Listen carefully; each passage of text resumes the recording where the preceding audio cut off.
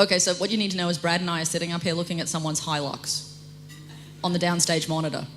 It's very nice, but it's not a countdown clock. So I think it goes to the person who asked the best question. Excellent. We'll be giving away a Nissan Hilux at the end of this event.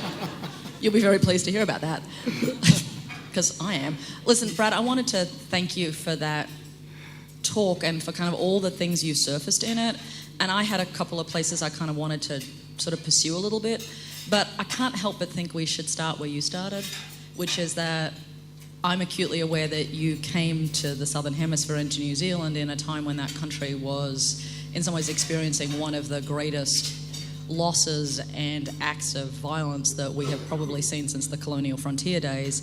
And I imagine that was a complicated moment for you, and I'm wondering if you could reflect a little bit about on what that journey was like, and I think also where you think that puts the responsibility for some of the technical pieces that were implicated in that, and how you see Microsoft in that space moving forward. Well, yeah, first, certainly, obviously the trip was planned well before, and we had a real conversation. Did it make sense still to go, especially to New Zealand? And my first question was, would people consider it respectful to go? I didn't want to go if it wasn't considered respectful. But the answer immediately came back, yes, don't worry about that. And of course, there's still this question about, well, do you go to a place when you know that you're going to thrust yourself into the middle of a controversy at a time when, look, to be honest, most companies would say, I want to stay as far away as possible. And I remembered something that happened in the United States right after September 11th, 2001, when we had the terrible attacks. And I remember the French government, the day after, said, today we are all Americans. And I remember how much that meant to hear that the world stood with us. And it just felt to me like it was a time when the world needed to stand with New Zealand, and that meant continuing on the trip. That having been said, I'm not sure I was completely prepared for just the level of anguish about the tech sector and some of the tech companies and the like. But we spent a lot of time really thinking about what to say, and you saw what I had to say earlier. It was similar to what I said in Wellington. And to me, the encouraging thing is that the government there, the Prime Minister there, who I had the opportunity to spend some time with, has not only done, I think, just a magnificent job of managing through a crisis, but is, I think, committed to turning it into a moment that offers some solutions for the future, and that's what we need. I do think that there's a clear opportunity for the tech companies to step forward in a collaborative way.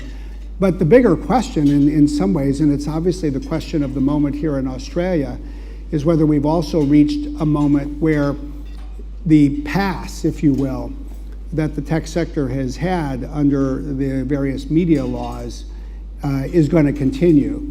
And I said in a blog we published on Monday that I really think that the days of thinking about these tech platforms as being akin to sort of the Postal Service with no responsibility, even legally, for what's inside a letter, I think those days are gone.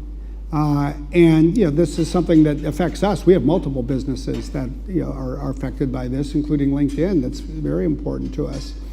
And to say that those days are gone doesn't mean that you should regulate social media the same way that you regulate television or radio. I don't think you can do it in an identical way, but I think the conversation that needs to be had is how do we move to an era that strikes the right kind of balance that ensures the public's trust and confidence. I think change is in the air, and I don't think that's the worst thing. I think it's necessary. And I hope there will come a day when, across the technology sector, people can step back and say, okay, we get it. Let's talk about what the future might look like.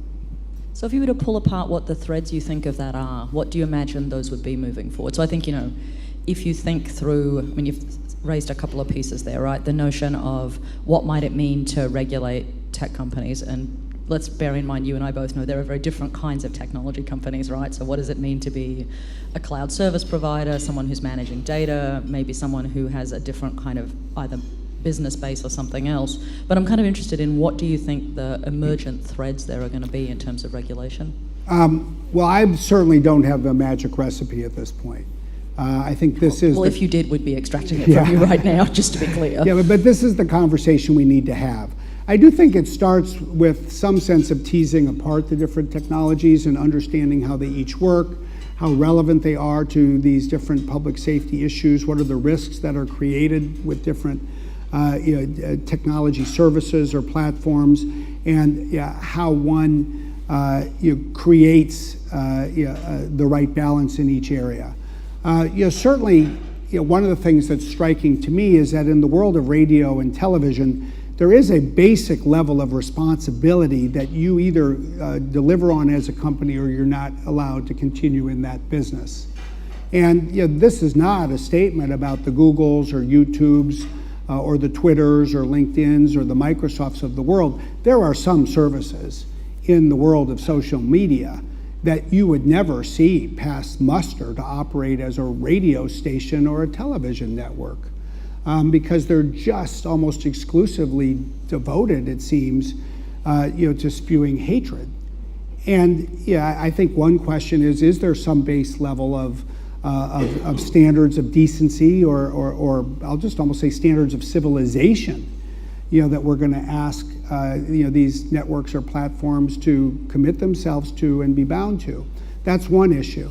I think that there's quite rightly an interesting question around certain kinds of technology services. Take live video. Because I think there is a real conversation to be had about live video, especially of live video that could be used to depict physical violence. And one needs to think about, is the world a better place or not when we empower every human being to broadcast live to every other human being on the planet? I come from a sector that has always believed that the more you can empower people to communicate, the better off the world will be. But I actually think that it calls on us more broadly to step back and think, what is it that is essential to protect and nurture democracy? And as an American, you always start with free expression because we're so wedded, for really good reasons, to the First Amendment. But then you realize that democracy turns not only on free expression, but it can't survive without a level of social cohesion. And some of what we're seeing is technology being used to fundamentally put the societal cohesion at risk that is essential for the preservation of a healthy, vibrant, interactive democracy. And whether it's nation states exploiting it through social media and these kinds of attacks, or this kind of clearly terrorist action, how do we grapple with that? Because I do worry that in some ways, if you look at the health of the world's 75 democracies, that have roughly 3.9 billion people in them, we have more people living in the world's democracies than ever before. But in some ways, in some places, democracy is less healthy than perhaps it's been since the 1930s. So the time to nurture democracy is before it gets worse, and we have to understand that these technology questions are part of the conversation that needs to be had. I'm always struck as someone who's spent her life betwixt and between the United States and Australia, that when we say the word democracy, it doesn't always have the same pieces attached to it. You are sitting on a stage in a city where I imagine there'll be a federal election sometime quite soon, and where most of us in this room, if we are indeed citizens, will be compelled to vote. So, our voting has democracy has compulsory voting. Americans always make that face when you say that. The face that says, indeed you do, and that's interesting, and possibly not democratic. So I'm interested in kind of thinking about, what does it mean to imagine talking about the health of democracies without getting overly indexed on one person's in particular? And one of the things I've heard you reflect on a couple of times today is about the nature and the notion of trust, and about what it means to be institutions that aren't just trusted but are making trust. And so I wonder, how you think about both Microsoft's function in doing that, but the tech sector more broadly, about what would it mean to be builders of trust, and in some ways, what that would look like. Well, if I just offer a few thoughts, I mean, first, I think you're right. One needs to recognize that democracy is a fairly broad tent, but does rely at its core on leaders who are selected by the population to make the decisions that govern us all. And I find it very helpful to look at studies, whether it's by a Freedom House or The Economist, that really analyzes and ranks the democracies of the world every year, and you can see where we all fit by different people's standards. But to me, I think that there's two aspects of technology that are worth thinking about.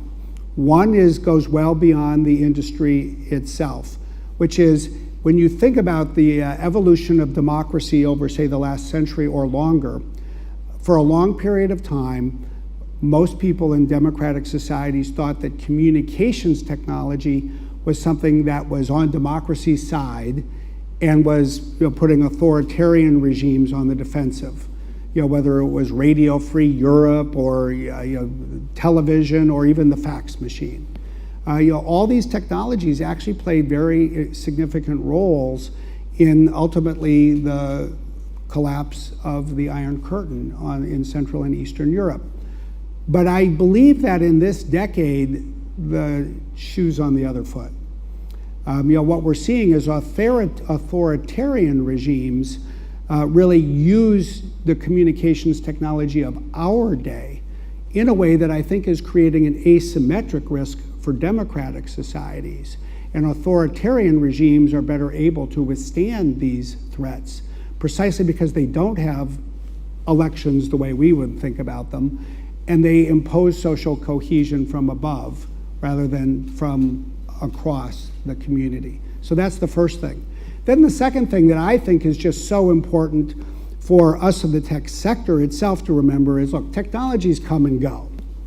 There was a day where, if you worked for a railroad, you were the cutting edge of technology. That's no longer the case. It's still important, but it's not the cutting edge of technology. There will be a day when the inventions that I'm so proud of, that we're working on today, they will be so taken for granted in some future decade or century that people will find it hard that we ever got excited about them. But I believe that there are timeless values, and we have to respect the importance of these timeless values. And one of the things we have to remember is that I believe that democracy is a timeless value, that people are elected to make the decisions that govern us all, and I am not one of those people. No one elected us. Well, shareholders, but not to represent or make decisions for the public at large.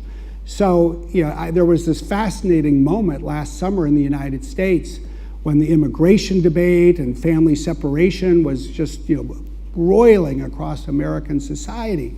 And we had employees stand up and in effect say, Microsoft, Google, Amazon, withhold your technology from the immigration authorities. You need to regulate the government. And we're like, no, that's not how it works. The government regulates us. And especially in a democratic society, it doesn't mean you always like each decision, but that's the way the world needs to go. And when you have anything that impacts society so broadly, the public voice needs to be heard and reflected, and we need to be supportive and thoughtful and proactive in encouraging what we hope will be decisions that we can manage through and, more importantly, serve the public interest. I'm interested that you picked the railways there as an analogy of an earlier technical system, because one of the things that's striking about the railways is that effectively they stopped at national boundaries. Certainly in Australia, the railways didn't go further, and frankly, if you're from Albury, Wodonga, you know that the railways didn't even get across the state lines. But the thing about those railway systems was that they were nationally constrained at one level, right? Even in Europe, they were kind of owned, but the technology doesn't move across them. I'm struck by when we talk about the internet, data, AI, those services, we are talking about technologies that span many national boundaries. And so thinking about what does it mean to be a company in one place creating technology that's consumed in another and still connected back is an interesting difference than perhaps your railway colleagues from 150 years ago. Well, it actually, one of the reasons I picked the railways is because of the unique role it played in creating law and regulation in the United States. Because the railways spanned across state lines in a country where almost all regulation of the economy in the 1800s was done at the state level. And so what happened in the late 1880s was the states said, my gosh, we've got to start regulating this beyond our borders in order to just govern ourselves. Not in a dissimilar way to some of the issues we see for the internet today. And what happened is the United States Supreme Court said, you can't do that. The only entity that can regulate beyond state lines is the federal government. And 1 year after the Supreme Court issued that decision, the United States Congress passed a law that created the Interstate Commerce Commission to regulate railroads. So that was really the birth of the modern regulatory state, certainly in the United States, maybe even in the world, because of where the US was economically and just geographically at that time. So it picks up on your point. Technology spread beyond the borders of a jurisdiction, so regulation moved up a level higher so that it would be equal to the geographic reach of the technology itself. The obvious analogy today is there an Interstate Commerce Commission for the world? The answer is no. There is not. There's not the appetite to create one. But to me, that points to the fundamental conundrum. How do we enable governments to work more effectively across borders in a multilateral way? It's one of the reasons I'm personally so enthusiastic about what we see here in Australia and many other countries to put in place these sort of cyber ambassadors, because I see a community of people coming together that can reason collectively about how to coordinate across borders. And I think that's what the world needs. And I will argue it'll be better for technology, because if you can build a consensus, then we can create architecture that people will trust and that frankly is much more economically viable. When we had to re-architect our technology just for the GDPR, it was an investment of hundreds of millions of dollars. Ultimately, it was an effort that involved over 3,000 employees. So if we just want technology to be, frankly, reasonably affordable, we need collective approaches that then the tech sector can build too, rather than build 190 architectures for 190 countries.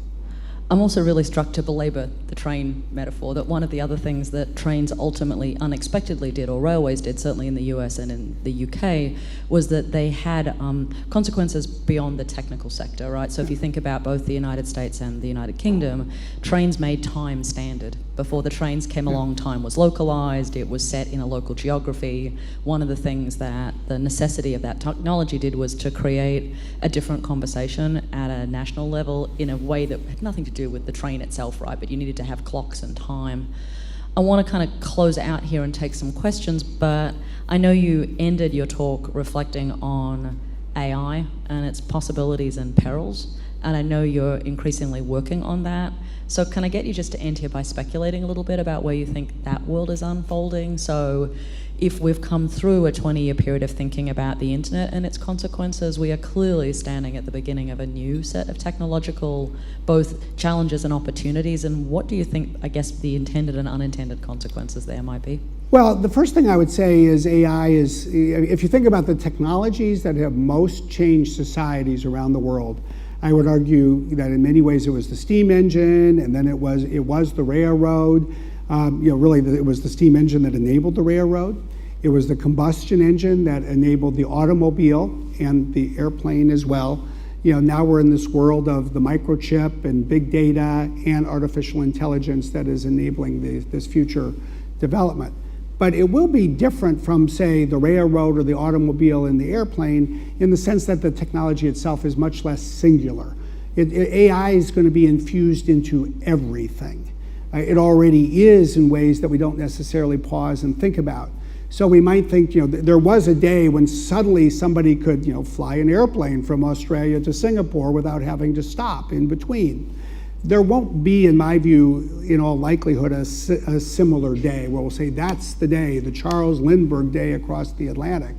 It's just being infused in all these different places. It means it's a great opportunity for every government, every company to figure out how to put it to use. if the technology is changing the world as it clearly is, you want to be an entity that adopts it and not just watches it.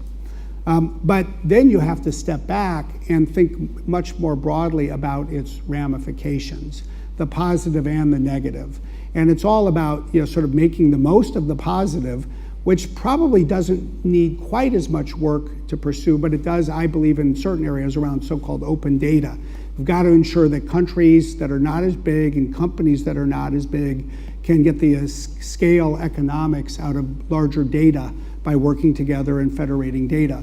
The other side of the equation or the coin is actually the bigger one in policy, and that's to think about the potential risks. And that's obviously what I talked about, and I think we are going to see more governments move forward to do that. Excellent. I'm being told I need to stop talking to you now and let other people talk to you.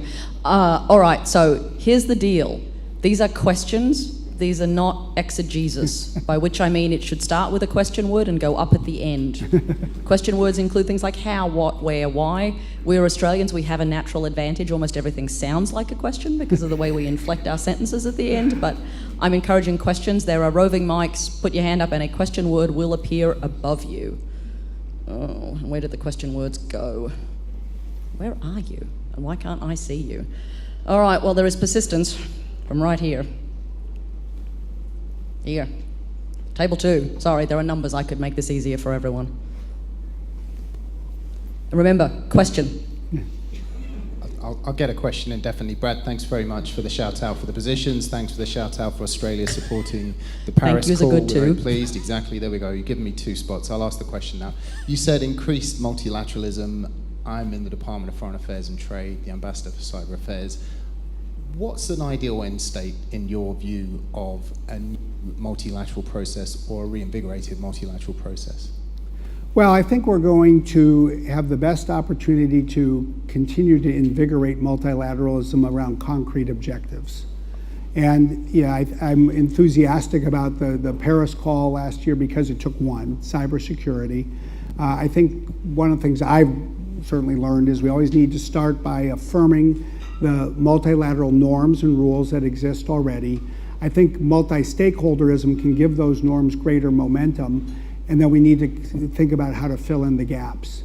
I do think the world desperately needs a new generation of international law in many ways in some of these instances.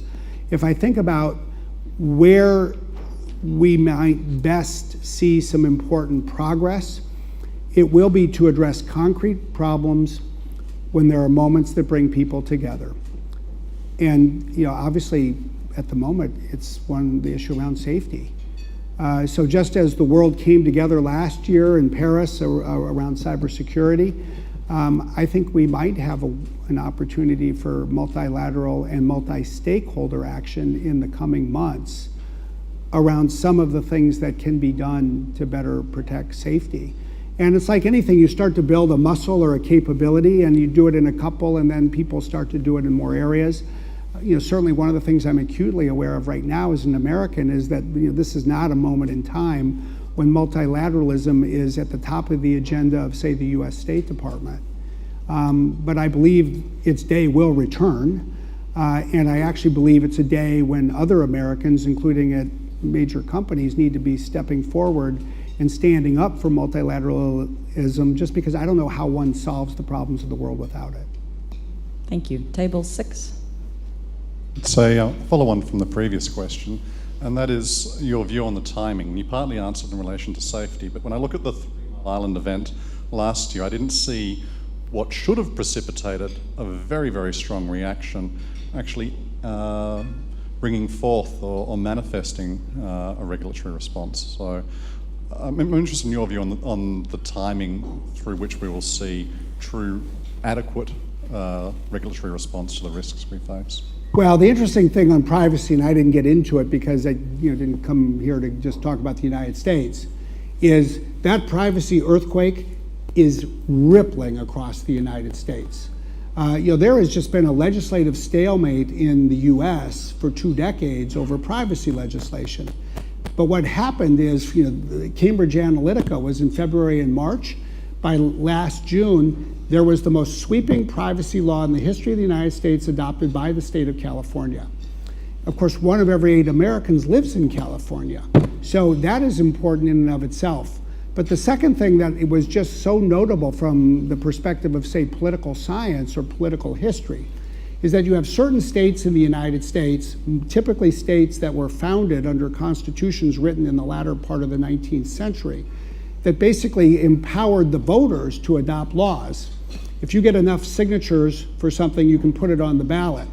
And what started out as something where everybody thought that the California legislature would never adopt a privacy law in the state that was the home of Silicon Valley. Well, a particular individual, Alastair McTaggart, spent his own money, got double the signatures needed to put it on the ballot in November. The polling showed that 80% of the California public supported it. That was enough to move it into the State House in Sacramento and get that bill passed. Right now, there are 10 state legislatures in the United States debating privacy laws. One of them is our state, Washington, and we've been a big advocate there and elsewhere of getting these privacy laws passed. I believe we'll see additional states this year. I believe that a national privacy law in the United States is now inevitable. We may not see it until 2021, but what's happened is it's sort of the same thing that you can have here. Once you get a series of states all regulating the same thing, everybody goes, oh my gosh, just do it on a national level so we can follow one thing.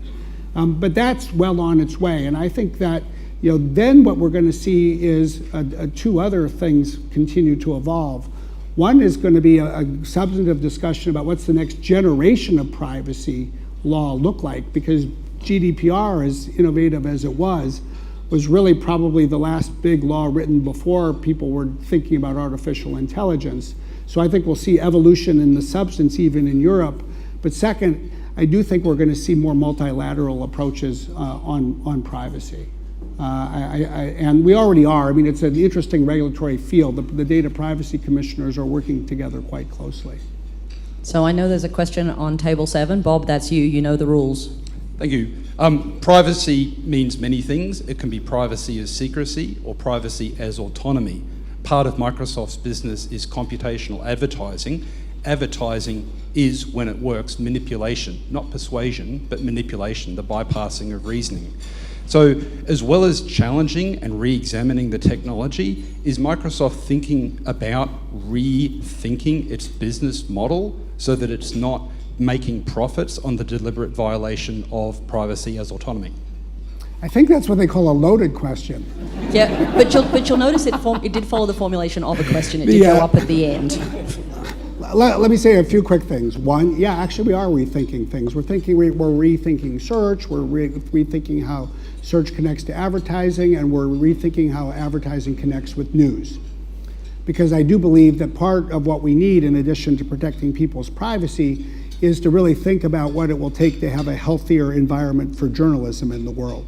You go back to all these questions around disinformation, and one side is protecting people, but the other side, frankly, is asking ourselves, how the heck do we make sure that talented people can earn a good living in journalism? I think that in and of itself is a problem, but it's not disconnected from what you just described. So, broadly speaking, yes, we are actually rethinking in many ways, how we approach these issues. And then, it has ramifications for laws around the world as well. Table 9. You know the drill. Question word. Paul Karp from Guardian Australia. Could I please ask about the Telecommunications Access and Assistance Act, which is Australia's world-leading legislation for law enforcement to compel cooperation from tech companies. Are you concerned about this legislation either as a global precedent for this overseas, or because of its effect on your operation, and what will its effect on Microsoft's operations be? Well, I would say 3 things. I mean, first of all, we've really been focused on understanding what it means and, frankly, trying to demystify the law, because I do feel, and I'm not pointing a finger at the Guardian at all, I don't know how you all have covered it, but as the law has been understood and interpreted in so many countries around the world, it's often been misinterpreted. And so we've actually been trying to understand what it means. Number 2, it has not changed to date anything that we've had to do in Australia, but we do worry about some areas of the law in terms of its potential consequences. And we would welcome opportunities to clarify and address some of these concerns. The big concern you hear most often is that it would create a back door to undermine technology in a fundamentally important way. And I don't know that it was written with that intent. There's this wonderful phrase about enabling companies to avoid creating a systemic weakness, but that phrase is not defined. And until it is defined, I think that people are going to worry. We'll be among those who will worry because we do feel it remains vitally important that we protect our customers' privacy. The third thing is just a thought that I would just share, especially in a room that is filled with people who actually will play important roles on this over time. Over the last 5 years, Australia emerged as a country where people and companies and even governments in many other countries were comfortable storing their data. And I think that was good for the economy of Australia. It was good for the technology sector in Australia.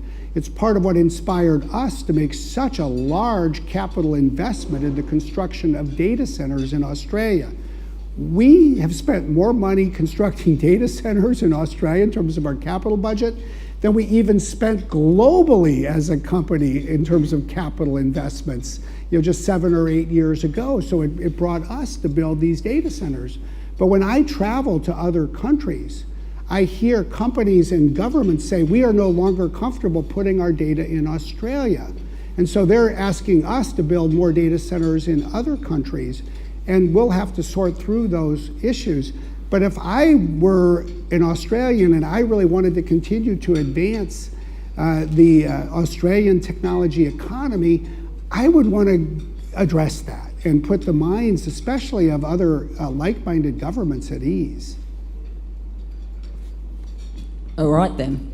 Listen, I want to thank you for being willing to take questions without notice, a tradition here in Australia that is not actually shared in the American democratic system. I want to thank you for doing that. I want to thank you for your candor and your time. I know for all of us in the room, in some ways the most precious thing we ever have is our time. And I know it is a big ask for people to come and be here, and I know it's an even bigger ask for you to have come and been here. So I want to acknowledge both the spirit in which you came and you participated, and to thank you for your time, and also to thank you for what I think was an incredibly interesting and thoughtful talk in terms of opening up a series of places where there are conversations that need to be had both inside our regulatory bodies, inside our departments, and frankly I think as citizens, not just as consumers, there is work we all need to be engaging in to think about what is the world we want to be building. So I want to pause and thank Brad for coming here and for this lunch and for answering all of our questions. This is when you applaud. Thank you. Thanks all of you. Okay. Don't go.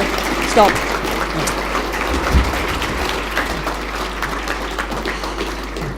And because, like all of you, I was well raised, we have a small gift. Now, because we also live in a world of gift registers and of appropriately regulatory scrutiny, I can assure you sitting inside this box are a pair of socks, which will not break the bank. So I will wear them proudly. Thank you very much. Thanks to all of you.